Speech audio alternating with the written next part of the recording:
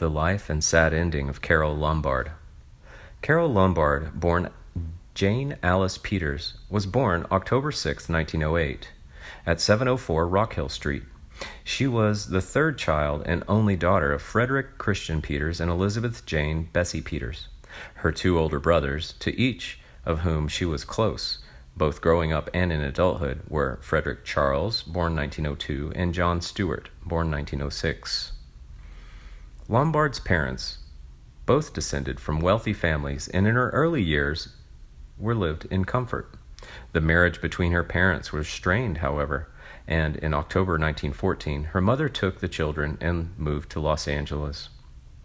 Although the couple did not divorce, the separation was permanent.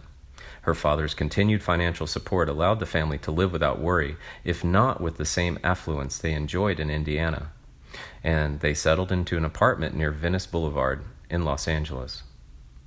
In Los Angeles, Jane Alice was admitted first to Virgil Junior High School and then to Fairfax High School. She was an avid sports person and very tomboyish. She regularly took part in athletics, tennis, volleyball, baseball, and won many trophies. She also liked watching movies and swimming.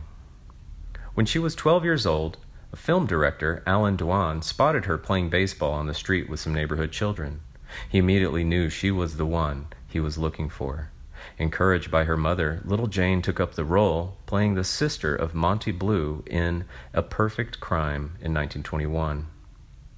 Although the part was short and the movie was a failure, it did not really matter. She now started taking acting and dancing lessons. She also toured with a theater tour and began auditioning for movie roles. Initially, she managed to obtain insignificant roles in a number of low-budget films. Her turning point came in 1984, when an executive from Fox Pictures saw her at the Charleston dance competition at the famed Coconut Grove nightclub. Very soon, she signed a contract with Fox Pictures using the screen name Carole Lombard. Much later, in 1930, she added the extra E to her first name for good luck. In 1924, Carole abandoned her education to start a career as a bit player in low-budget westerns and adventure films at $75 per week. Her first role as a Fox player was Gold Heels in 1924, after which she had an uncredited appearance in 2 more films. Although she enjoyed other aspects of shooting, such as socializing on sets, costume fittings, and photo shoots, she was rather disappointed with the roles she's got. Finally, in March 1925, she got her first big chance in Marriage in Transit, a Fox production directed by Grace Lutz, and received good reviews.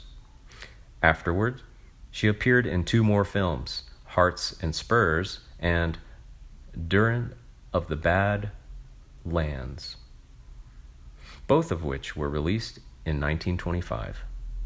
Unfortunately, the same year, she was involved in a car accident, which left a scar on her face. As a result, Fox canceled their contract with her.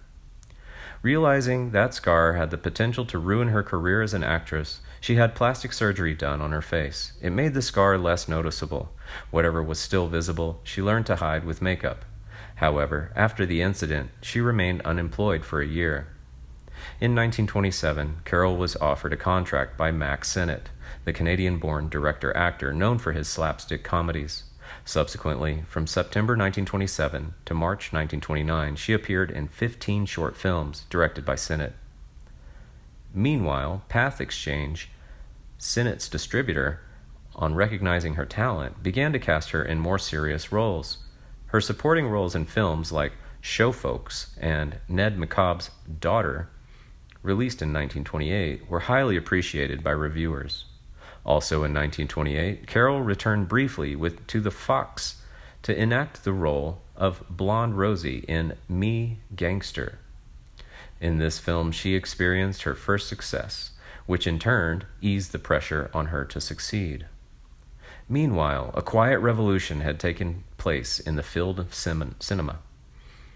The silent era had given way to talkies. With it, many film stars who could not adapt to the change began to lose their jobs. Contrarily, Carole, with her husky and seductive voice, began to get popular.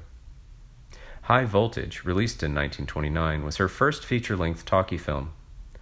Her two subsequent films, Big News and Racketeers, also released in 1929, were critical and commercial successes. According to the reviewers, the films provided her the opportunity to prove that she has the stuff to go over. In 1930, she returned to Fox to act in The Arizona Kid. It was a hit film, and she got the third billing. Paramount Pictures moved in quickly to recruit her with a $350 per week contract. By 1936, the remuneration was gradually increased to $3,500 per week. Meanwhile, in 1930, she appeared in two Paramount movies, Safety in Numbers and Fast and Loose. While crediting the latter, the company mistakenly added an E to her first name, and so Carole Lombard became Carole Lombard for the first time. Carole liked it and kept it that way. Next, in 1931, Carole appeared in 5 films. Among them, she co-starred with her future husband, William Powell, in Man of the World and Ladies' Man. Up Pops the Devil and Take This Woman were two other important works of this year in which she was able to highlight her potential. In 1932, she also appeared in 5 films. Although the first 2 were not successful at the box office, her third film, Virtue, was well received. It was followed by 2 other successful films, No More Orchids and No Man of Her Own. No Man of Her Own was both a critical and commercial success, and many critics agreed that her depiction of Anne Holt was the best performance up to that point. The upcoming Hollywood star Clark Gable, whom she later married, was her co-star in the film. In 1933, also, Lombard appeared in 5 films. However, it was 1934 which marked a high point in Carole Lombard's career. In this year, she appeared in 6 films, starting with the film Bolero, a pre-code musical drama, which fared well at the box office. Lombard's next film, We're Not Dressing, in which she starred against Bing Crosby, was also another box office hit. However, it was her third film in 1934, 20th Century, which turned her into a major star. She began in 1935 with a box office flop, Roomba, but she made it up with her next film, Hand Across the Table. It has been billed as Lombard's best film. Her first film in 1936 was Love Before Breakfast. Next, she did The Princess Comes Across, which earned her great critical acclaim. But it was her third film of the year, My Man Godfrey, which was a runaway hit and earned her Academy Award nomination. By 1937, Lombard had become the most popular actress in Hollywood and also highest paid star, earning a salary of $450,000. The year began with Swing High, Swing Low, and then she went on to do Nothing Sacred and True Confession, each of which fared well and earned great acclaim. Until 1937, she was bound by contract with Paramount, but from 1938 onwards, she began to work independently. In this year, she made only 1 film, Fools for Scandal. Next, in 1939, she did 2 films, Made for Each Other and In Name Only.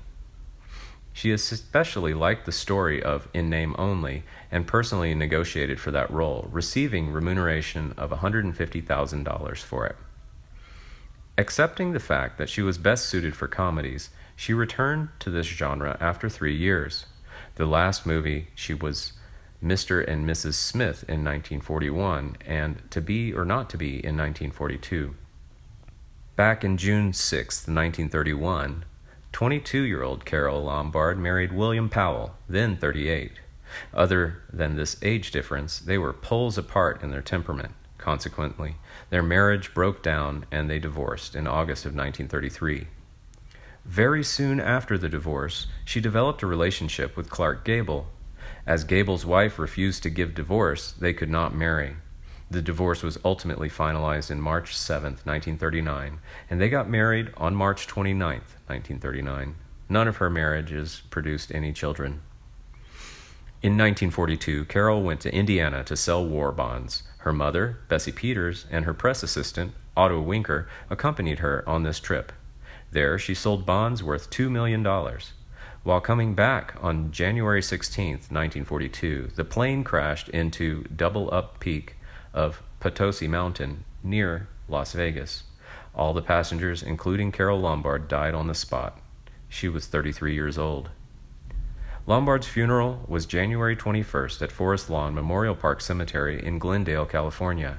She was posthumously awarded a star on the Hollywood Walk of Fame at 6930 Hollywood Boulevard in Hollywood, California, on February 8, 1960.